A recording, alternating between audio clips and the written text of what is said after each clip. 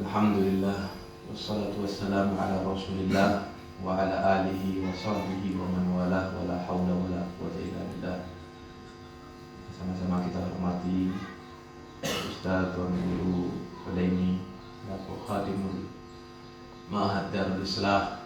Semoga Ustaz Hudaimi dan guru-guru yang ada di sini, semoga Allah berikan panjang umur, sehat walafiat, mudahkan urusannya dunia akhirat, amin ya rabbal alamin. Para santri yang dimuliakan oleh Allah Subhanahu wa taala, anak ini tidak enak lambung, sakit lambung anak ini. Dan kata dokter ada yang bilang anak jantung. Ya, ini kasih obat jantung, tapi sampai hari ini anak tak minum. Karena yakin insya Allah bertemu dengan para santri di sini jauh lebih baik obat untuk anak, baik secara zahir dan batin, amin ya rabbal alamin. Ini semua santri, kita semua di sini santri, anak pun santri. Maziltu taliban. Setiap santri itu harus memiliki semboyan sampai mati, kita ini tetap santri. Ente mau di pondok maupun di luar pondok, di rumah, dimanapun tempat, ente harus yakin ente tetap adalah santri. Jangan ente terikat santri itu hanya ketika ente di pondok. Ketika di rumah ente lebih buruk daripada syaitan. Kadang-kadang na'udzubillah min dzalik. Ya, memalukan. Jangan sampai ente rusak citra pondok ente karena ente. Jangan sampai kemuliaan pondok ente menjadi hina karena ente. Jangan. Kita harus menjaga identitas kita sebagai santri itu dimanapun tempat. Berat tanggung jawab menjadi seorang santri ini, berat, tidak main-main. Sehingga harus punya akhlak, punya adab, punya tata kerama yang membedakan ente sama yang lain. Jangan sampai orang-orang di jalanan lebih punya adab dibanding santri. Jangan. Seharusnya orang-orang di pondok yang lebih memiliki akhlak, adab dibanding orang-orang di luar. Jadi nisbat kita menjadi identitas santri itu berat. Dikatakan siapa orang yang dia itu tidak pernah sholat tahajud, maka dikatakan dia itu bukan santri, tidak layak dikatakan dia itu santri. Siapa orang yang tidak memiliki siwak setiap sholat, maka dia tidak layak dikatakan santri. Tidak pernah ente bersiwak. Ini yang punya siwak siapa ini? Hah? Nah besok anak bawakan insyaallah orang siwak, dipakai siwak itu ya, pakai dengan akhlak-akhlak. Jangan taruh siwak di bawah. Siwak itu, karena dia kalau siwak ditaruh di bawah yurisul junun, menyebabkan gila. Ya, harus taruh di kantong dan tutup mulut. Lagi siwak tuh tutup mulut, jangan nanti lihatkan itu lagi sikat gigi depan orang, tidak ada. Ya, sambil siwak itu sambil tutup mulut. Jadi seperti itu, ada beberapa adab-adab yang dijelaskan sama guru-guru kita di sini. Pakai siwak. Santri yang seminggu sekali tidak pernah mimpi Nabi, maka tidak layak dikatakan santri. Ente orang di sini setiap hari sama Al-Quran, setiap hari ente orang di sini sama kitab. Setiap hari ente di sini bahas ilmu, tapi ente tidak ketemu Nabi, ayo cacat. Berarti kan ente melakukan maksiat mata secara langsung di sini. Kita melakukan dosa mata berarti. Sampai siapa orang yang tidak jumpa sama Nabi itu, berarti dia itu punya mata masih kotor. Nabi itu sangat ingin berjumpa dengan umatnya. Harisun alaikum. Nabi itu sangat-sangat ingin jumpa dengan umatnya, apalagi dengan santri. Makanya salah satu sahabat mengatakan ketika berjumpa dengan santri, murid, dia mengatakan marhaban biwasiyati Rasulillah. Selamat datang orang yang diwasiatkan oleh Nabi. Antum ini adalah wasiat Rasulullah untuk kita jaga. Ya, innallaha yatakaffalu li talibil ilm ma la yatakaffalu li ghairihi. Allah itu memberikan jaminan kepada santri penuntut ilmu, tidak kepada yang lain. Ente memberikan jaminan khusus, baik secara rezeki, baik secara perlindungan, baik secara ini semuanya. Namun pertanyaannya, apakah identitas santri itu layak kepada kita? Itu saya santri, tapi kok begini? Ya berarti belum layak jadi santri. Nah, kita itu semua di sini sekarang belajar jadi santri. Jadi santri aja begitu susahnya, apalagi mau jadi ustadz, apalagi mau jadi kiai, apalagi mau jadi tuan guru, apalagi mau jadi habib. Jadi santri saja itu begitu susahnya. Ya. Nah, jadi ente Allah, jadilah santri yang benar. Jadilah santri yang tepat. Jadilah santri yang memang, kapan santri itu dikatakan santri? Talibul ilm. Yang pertama, dia benar-benar mencari ilmu. Ente ini kesini benar-benar cari ilmu atau mau bermain? Ente ini kesini mau belajar atau mau apa? Harus. Kita itu punya niat haus. Tanda-tanda orang pencari ilmu itu dia haus sama ilmu. Dia tidak pedulikan. Seorang santri itu dia tidak pedulikan apapun yang terjadi di rumahnya, karena dia sibuk belajar. Ya. Bahkan kalau kita zaman dulu, santri-santri itu kalau ada orang meninggal kita tidak pulang. Kalau ada acara apapun kita tidak pulang. Ana dulu pernah izin lagi nyantri. Ada orang nikah di rumah. Bibi ana nikah, ana izin mau pulang. Guru ana bilang, apakah dengan ente tidak hadir, bibi ente tidak nikah? Ya. Jadi kita seperti itu, santri itu. Dulu di zaman di Rubat Karim, Haibullah Syatiri, di zaman Haibullah Syatiri, ada satu santri yang menerima surat bahwasanya ada fulan dari keluarganya ini meninggal dunia. Dilihat sama Haibullah Syatiri, kenapa engkau ini? Iya, saya punya keluarga meninggal dunia. Yaitu daripada sebenarnya seorang orang tua tidak menceritakan apapun kejadian di rumah kepada anak. Ya, itu akhlak wali murid ketika datang menjenguk anaknya, dia bagaimana tidak menceritakan kejadian di rumah kepada muridnya. Dan ente sebagai santri, ya, jangan mau tahu kejadian di rumah apa kejadian ini, gimana kabarnya, biarkan. Tugas ente hari ini adalah belajar, fokus belajar. Ya, ente jangan, bukan tugas ente memikirkan urusan pemerintah, urusan negara, urusan apa di luar, biarkan. Ada yang ngurus. Nah, tugas ente sekarang harus belajar, harus haus dengan ilmu, cari ilmu, gali ilmu, belajar nahwu, belajar sorof, belajar. Ya, jangan kita itu seorang santri itu jangan hanya fokus urusan kelas. Ente belajar hanya di kelas, pulang ke kamar tidak pernah ente buka lagi kitab, jangan. Pulang kamar ente tugasnya ente mulai hari ini sebelum masuk kelas ente harus sudah pelajarin apa yang akan dibahas di kelas. Kadang-kadang apa yang mau dibahas tidak tahu. Betul.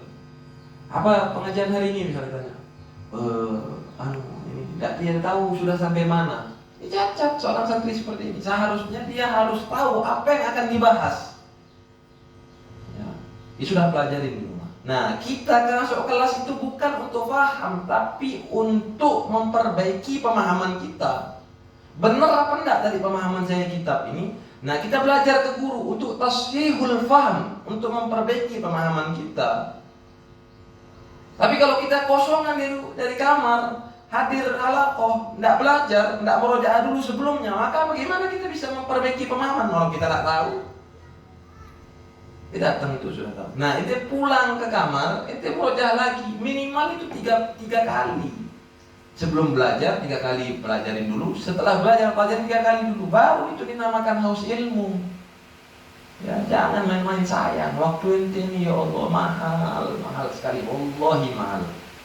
Ya, jangan ente sia-siakan waktu ente. Dan sebentar, berapa tahun sih ente mondok? Setahun, 2 tahun, 10 tahun paling lama. Dan itu enggak terasa besok. Jangan dipikirkan perempuan dulu, jangan dipikirkan main-main. Ente dapat semua apa yang ente cari. Asalkan kedua ente harus niat santri itu mencari ridho Allah. Jangan ente niat, barek lemak lam bulit jadi tuan guru belit. Sidok imam boleh balik. Bembe telayan, jangan. Jangan ente niat pengen dilayan orang, jangan ente niat mencari ilmu ini ingin popularitas dimulakan orang, jangan. Niatkan dia mencari ridho Allah. Terserah, misalnya ente pulang besok ada yang jadi polisi, ya bagus. Yang penting dia tetap menjadi santri. Ada yang jadi tentara, harus jadi pulang jadi tuan guru itu tidak harus. Ya, ente jadi pengusaha, ente jadi ini, ente jadi ini. Apapun yang bidang, ente yang penting ente sudah punya fondasi hukumnya, ente sudah mengerti. Jadi begitu, ya. Jadi harus ente mencari doa Allah. Nah kalau ente mencari doa Allah, dunia itu datang kepada ente. Ya. Ilmu ini Nabi Sulaiman alaihissalam, Innallahu khayyarani. Allah itu memberikan pilihan kepadaku, kata Nabi Sulaiman, bainal ilmi wal mali wal jah wal muluk, antara ilmu, harta dan kerajaan. Kalau kita kan mungkin milih jadi raja, atau kita milih sugih. Ente sekarang kalau misalnya anak bilang, anak kasih ente uang 1 miliar dengan syarat ente berhenti mondok, ente mondok apa enggak kira-kira? Hah? Kira-kira gimana? Hah? Gimana? Ente mondok atau kasih terima uang 1 miliar? Hah? Terima uang 1 miliar ente. Ya kan kita nggak tahu qimatul ilm. Kita ini kadang-kadang nggak tahu harga ilmu. Mahal ilmu ini. A'tini kullak u'tikal ba'd. Ilmu bilang kita kasih semua kepada ilmu. Ilmu ngasih kita setengah. Ya, kita ini punya fadl. Fadla Bani Adam. Kenapa umat manusia itu diunggulkan? Karena keilmuan. Wa 'allama Adam al-asma'a kullaha. Allah itu mengajarkan kepada Nabi Adam nama-nama, diunggulkan daripada para malaikat. Nah kalau orang tidak punya ilmu, tidak tahu arah hidup. Nah itu Nabi Sulaiman dikasih pilihan 3, harta, ilmu, dan kerajaan. Fakhtartul ilm, kata Nabi Sulaiman, maka aku memilih ilmu. Fa'atallahul jah wal mal, maka Allah memberikan kerajaan dan harta kepadaku. Nah gitu. Asalkan tujuan ente ilmu dan ente menuntut ilmu mencari ridho Allah Subhanahu wa taala. Ya. Jadi ente itu harus ya sabar. Ilmu ini memang butuh zuliltu taliban fa'uzistu matluban. Lagi ente memang lagi santri ini harus lelah, harus capek, harus menderita, harus jauh sama orang tua. Iya. Memang harus seperti itu. Zuliltu taliban. Aku dalam keadaan hina. Tiga lagi santri bilang, karena hina itu artinya itu jauh dari orang tua, jauh daripada sahabat. Yang lain-lain mungkin seusia ente saat ini pakai main HP, punya motor. Ente di sini tidak boleh main HP, tidak boleh main motor. Fauzistu matluban, tapi ingat nanti kalau itu dapat ilmu ente dicari. Dan kalau orang yang dicari itu dia menjadi orang mulia, baik di sisi manusia dan di sisi Allah Subhanahu wa taala. Jadi ulama itu nanti dicari, orang yang berilmu itu dicari. Ya, mahal ilmu yang dicari. Jadi jangan itu tergoyahkan, jangan itu terganggu dengan bisikan-bisikan teman-teman itu di luar. Pastinya ada yang bisikin ente kan, oh enak di rumah, punya motor, main HP, bisa renang, bisa ketemu perempuan. Ya kan, ente akan dibisik-bisikin seperti itu. Jangan terdengar bisikan-bisikan seperti itu. Ente tetap harus fokus. Ente jadilah laki-laki yang harus sabar. Tanda laki-laki itu dia harus kokoh dengan pendirian. Saya yang mau mondok, saya memilih mondok, saya mau santri. Sampai kapanpun saya harus tetap menjadi santri. Urusan paham, urusan ini nomor sekian itu. Imam Syafi'i punya murid. Udah zuhur atau belum? Belum. Lanjut apa enggak ya? Ente ingat apa enggak ente kira-kira? Hah? Semoga Allah berikan kepada ente orang futuhal arifin. Dan Allah berikan pemahaman di dalam agama dan dijadikan ente ulama al-amilin, ulama yang mengamalkan ilmunya, yang ikhlas, yang menjadi penerang di kampung-kampungnya, yang menjadi cahaya bagi seluruh orang-orang, bahkan menjadi pelipur mata bagi kedua orang tua ente, dunia dan akhirat. Amin. Ada namanya Al-Buti, Imam Buaiti. Imam Al-Buaiti ini dari kata-kata bati. Bati itu lemah, lemot. Buaiti lagi ditasghir, dikecil, sangat-sangat lemot. Salah satu murid Imam Syafi'i.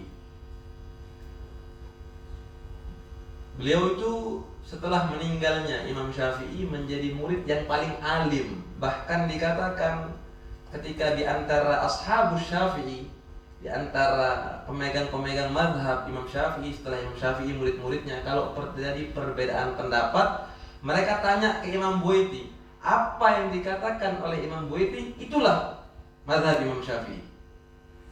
Kok bisa orang yang begitu lemot kok menjadi pimpinan bagi murid-murid yang lain? Karena waktu itu Imam Syafi'i lagi berada di waktu mustajab, waktu yang memang yang benar-benar dikabulkannya doa. Imam Buaiti ini Imam Syafi'i ngangkat tangan. Tidak ada muridnya yang diingat sama Imam Syafi'i selain Imam Buaiti. Karena saking sayangnya Imam Syafi'i kepada beliau dan saking rajinnya. Imam Buaiti ini dikatakan kalau dia ngafal, dia ngulang 40 kali, tetangganya lagi masak sudah hafal, dia tak hafal-hafal. Saking lemotnya. Ya kan? Standar orang cerdas itu 15 kali dia ngulang, dia hafal. Ya standar akal orang. Ente kalau menghafal ayat Quran 15 kali ente ulang sambil melihat, insya Allah ente hafal. Apalagi di usia-usia seperti ini. Ya. Nah ini dia sampai 40 kali. Tetangganya sudah hafal, dia belum hafal. Namun karena semangat yang begitu kuat, Imam Syafi'i bilang, tidak ada yang aku ingat ketika lagi berdoa selain Buaiti. Sehingga karena didoakan oleh gurunya, fafatahallahu alaihi, Allah bukakan pemahaman kepada Imam Buaiti. Nah ente itu gunanya ente jidwal ijtihad agar Allah bukakan pemahaman kepada ente. Jadi di dalam bidang mencari ilmu itu, ente sekarang ini belajar, mencari argumentasi menjadi argumentasi. Jangan setengah-setengah dalam belajar. Ya, dalam fikih jangan setengah-setengah, ente habiskan fikih itu. Dan ente harus fokus dalam satu bidang. Ente suka nahu ya nahu, ente suka fikih ya fikih, dan sebaik-baik bidang itu fikih. Ente jangan hanya setengah-setengah, sehingga seperti sekarang baru belajar Safinah, akhirnya salah-salahkan orang. Nih sah sembahyang, nih nanu, nih asal semua dianggap tidak sah sembahyang gara-gara baru belajar Safinah. Mubtadi, pemula. Ya. Nah, jadi ente harus belajar bidang fikih, ente pelajarin semua secara luas, nanti sampai ada suatu fase yang Allah bukakan pemahaman bagi ente. Ente baca kitab ini, ente paham, ente baca kitab ini, ente paham, ente baca kitab ini, ente paham. Tapi harus itu semangat dulu. Setelah ente dibukakan pemahaman, baru dinamakan ilmu laduni. Ente tidak pernah cari ilmu itu, Allah cari, Allah beri. Wa 'allamaka ma lam takun ta'lam. Allah akan ajarkan kepadamu ilmu. Kapan itu? Wattaqullah. Setelah takwa sama Allah, takwa sama Allah ini harus pakai ilmu. Baru wa yu'allimukumullah. Allah akan ajarkan. Nah sekarang banyak orang belum pernah belajar, anggap diri wah jadi wali, wah paham laku ilmu. Nah ini yang masalah. Wah namun ilmu dan dunia enggak seperti itu. Harus belajar dulu, harus capek dulu, ya. Nah jadi itu. Nah sehingga dia jangan pernah kaget dengan orang yang kebal, orang yang bisa terbang, orang yang bisa jalan di atas air. Jangan kaget. A'zamul karamah itu adalah fahmul ibarat. Setinggi-tingginya karamah itu adalah ente memahami sebuah ibarat. Ente memahami sebuah ibarat kitab, itu adalah sebesar-besarnya karamah di sisi Allah Subhanahu wa taala. Tapi kalau bisa jalan di atas air, jangankan wali, dukun pun bisa. Ya. Karena itu bisa dia menjadi karamah, bisa dia menjadi istidraj. Kalau dia dari orang yang bertakwa dia karamah, kalau dia dari hamba yang fasik dia menjadi istidraj. Jadi tidak perlu dikagetkan ada orang bisa terbang, tidak perlu dikagetkan ada orang bisa jalan di atas air. Yang perlu kita kaget itu kok bisa ada orang hebat bisa ngarang kitab seperti Minhajul Talibin. Kok ada orang hebat bisa ngarang kitab seperti Ihya Ulumuddin. Kok ada orang hebat bisa ngarang kitab seperti misal kitab-kitab Al-Azkar dan kitab-kitab yang lain. Itu namanya orang-orang hebat, orang yang diberikan pemahaman atas sebuah ilmu. Jangan teman-teman. Nah, jadi ente anak Arab ya, mulai hari ini jangan main-main. Ya ente belajar fokus, yang serius, yang benar-benar ente habiskan waktu ente untuk ilmu. Ente habiskan untuk ente apapun untuk ilmu. Ya ente fokus. Ada waktu ente belajar sendiri. Tidak harus belajar tuh di halaqah. Ini anak akan pantau ente orang semua, besok anak akan dapat laporan semua ente orang. Ya. Anak akan pantau. Kira-kira mau nggak dipantau sama anak? Hah? Mau nggak ya Zid? Hah? Mau nggak di sini sekarang? Alhamdulillah. Ya. Ente mau nggak dipantau sama anak? Hah? Mau nggak? Kenapa takut? Ya, jadi seperti itu ya. Jadi harus Ya, kita itu harus takdib. Ya, di sini Ustaz Sulaimi yang mengajar ente orang, dan Ana di sini berusaha untuk mendidik ente orang. Ya, kita didik ente orang ini akan menjadi, semoga kedepannya menjadi ulama-ulama. Walaupun ada yang menjadi pengusaha yang lancar urusannya. Ya, jadi seperti itu kedepannya. Wallahu subhanahu wa ta'ala a'lam.